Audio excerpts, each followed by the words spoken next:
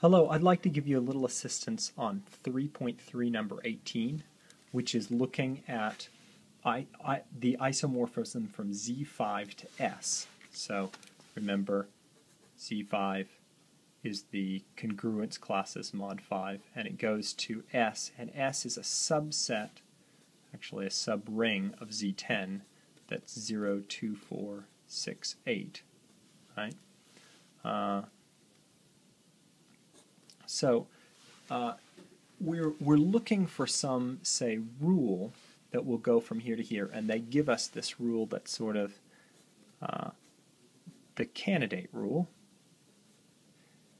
Take this congruence class mod 5 and map it to x times 6x mod 10. Okay? Now, this works. This is well defined, but really you should be cautious here. Okay? You should be cautious because we're taking a representative for an equivalence class, and we're mapping it to a new piece. So here's sort of a non-example. Let's suppose we are going from Z5 to Z10, and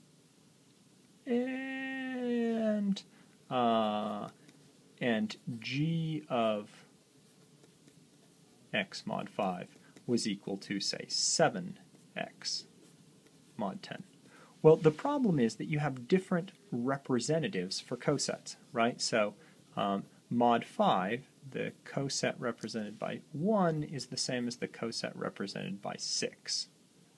Right? And that's going to present a problem because G of,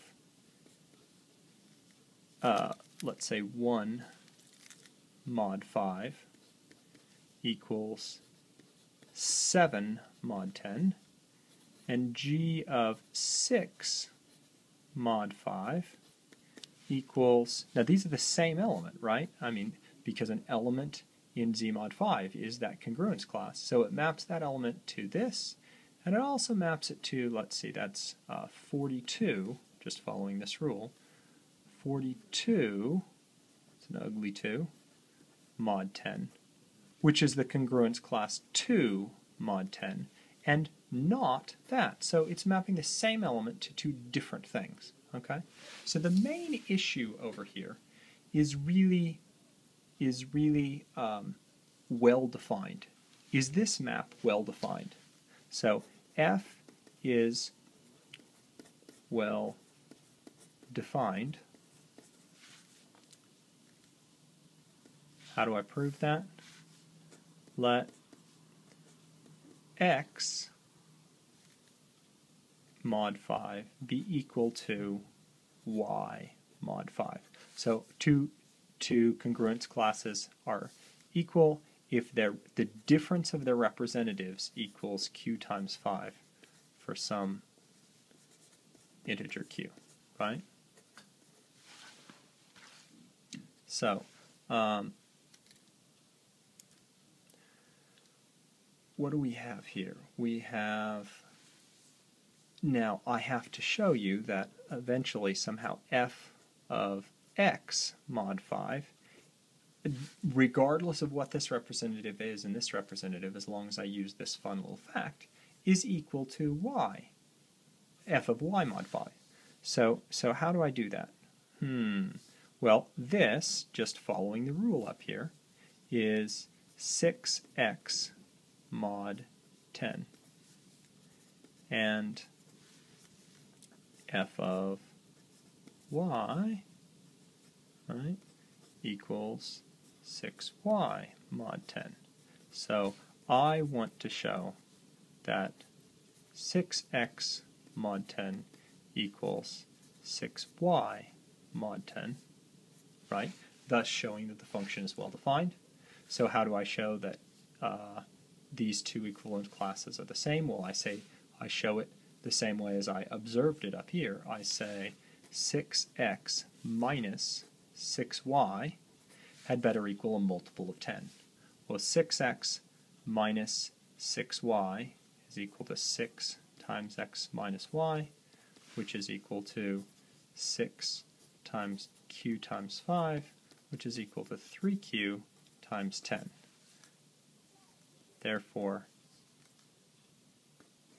these represent the same congruence class, and the function is well defined.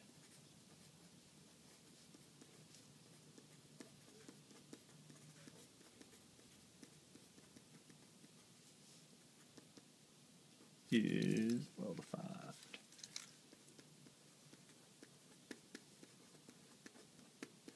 That allows you to go ahead and use this without worrying about that notation. Just take their word for it that that goes to this, and you can use whatever representative you want right there.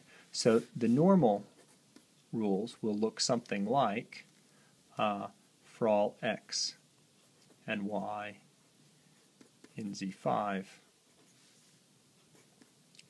f of x mod 5 plus y mod 5 equals f of x plus y mod 5. Remember, that's the definition of mod 5 arithmetic.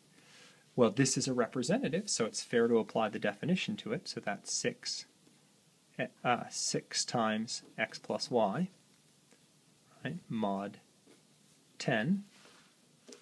Well, I could just rewrite that as 6x plus 6y mod 10. Those are all integers inside. Now, I know by addition mod 10 that this is equal to 6x plus 6y